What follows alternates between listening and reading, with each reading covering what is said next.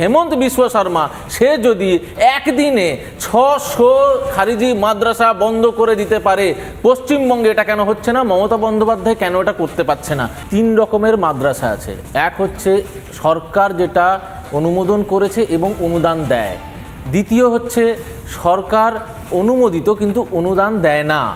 তৃতীয় হচ্ছে সরকারের খাতায় এর কোনো নাম নিশান কোনো রকম রেকর্ড নেই, সেটা হচ্ছে খারিজি মাদ্রাসা।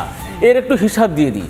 পশ্চিমবঙ্গের বুকে এটা ছিল 10,000 এবং সেটা এখন বেড়ে হয়েছে 11,000 খারিজি মাদ্রাসা, মানে তার কোনো রেকর্ড সরকারের কাছে নেই। এবং এটা আমার ভার্সান নয়, এটা তৃণমূল বিধায়ক হুমায়ুন কবিরের ভার্সান। তাকে যখন জিজ্ঞাসা করা হয়েছে যে আপনারা কি করছেন, সে বলছে 2010-এ যখন তারা নাকি সরকারে আসেনি তখন ছিল 10,000 এবং এখন নাকি বেড়ে ওটা 11,000 হয়েছে।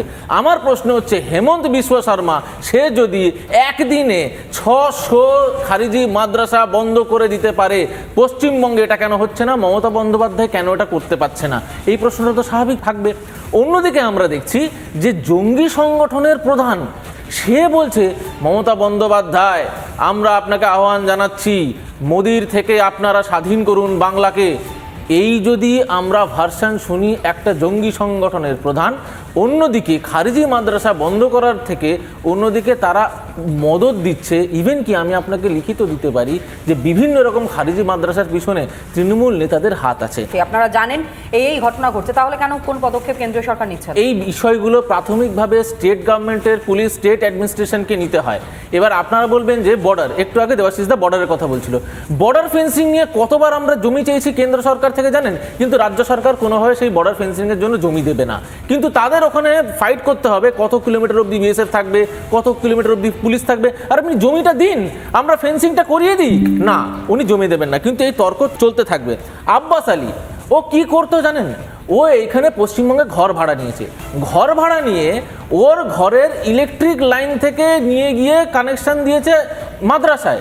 সেই মাদ্রাসাটা যাতে অন রেকর্ড না আসে, ইলেকট্রিক লাইন যাতে নথি না হয়, তার জন্য যে ঘরে ভাড়া নিয়েছিল সেখান থেকে ইলেকট্রিক লাইন টেনে নিয়ে গিয়ে সেখানে দিচ্ছিল।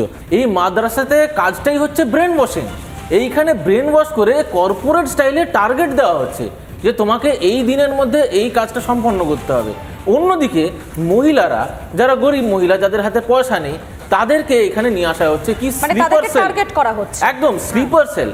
এই স্লিপার সেলের মধ্যে বিভিন্ন জায়গায় দেখা যাচ্ছে যেখানে পেনিট্রেট করতে পারছে না পুরুষরা, সেইখানে মহিলাদের কিভাবে পেনিট্রেট করে পরিযায়ী শ্রমিক মহিলারা পরপর টার্গেটের তালিকাটা বাড়ছে। অ্যাবসলিউটলি। এবার দেখুন তাদের যে বাধ্যকতা হচ্ছে তারা গরিব, তাদের হাতে পয়সা নেই, সেই বাধ্যকতাটাকে ব্যবহার করে তাদেরকে এবার তৈরি করা হচ্ছে কিনা স্লিপার সেলের মহিলা স্কোয়াড। এই স্লিপার সেলের মহিলা স্কোয়াডটাকে কি করা হচ্ছে, বিভিন্ন জায়গায় দেখবেন যে পুরুষ হুট করে হয়তো ঢুকতে পারবে না, পেনিট্রেট করতে পারবে না, সেইখানে এই মহিলাকে ট্রেন করা হচ্ছে। শুধু তাই না, দেবাশিসদা যদি শুধুমাত্র পয়সার কথা বলে, আর্থিক কথা বলে, আমি এটা মানতে পারছি না, রীতিমতো ব্রেন ওয়াশ করে বলা হচ্ছে যে এইটা তুমি একটা সংগঠনের জন্য করছো, একটা মুকাম আছে, একটা কোনো টার্গেট আছে, সেইটাকে ব্রেন ওয়াশ করে বলা হচ্ছে তুমি দেশের বিরুদ্ধে যাও, তুমি সমাজের বিরুদ্ধে যাও, তোমাকে হয়তো বোম বাঁধতে হতে পারে, তোমাকে হয়তো সুসাইড বম্বার হতে পারে। এইভাবে ব্রেন ওয়াশ করে ট্রেন করা হচ্ছে। এই রকম মাদ্রাসাগুলো কেন বন্ধ করছে হেমন্ত বিশ্ব সরকার? আজকে হেমন্ত বিশ্ব শর্মা সরকার বন্ধ করছে এই কারণে, কারণ জানে যে এই খারিজি মাদ্রাসার মধ্যেই কিন্তু এই পুরো ট্রেনিং প্রসেসটা চলছে, এখানে একটা ট্রেনিং সেন্টার চলছে। এই সেন্টারগুলোকে যতক্ষণ না বন্ধ করা হবে তত কিন্তু এই বাড়তে থাকবে এবং আগামী দিন আরও জঙ্গি ধরতে হবে।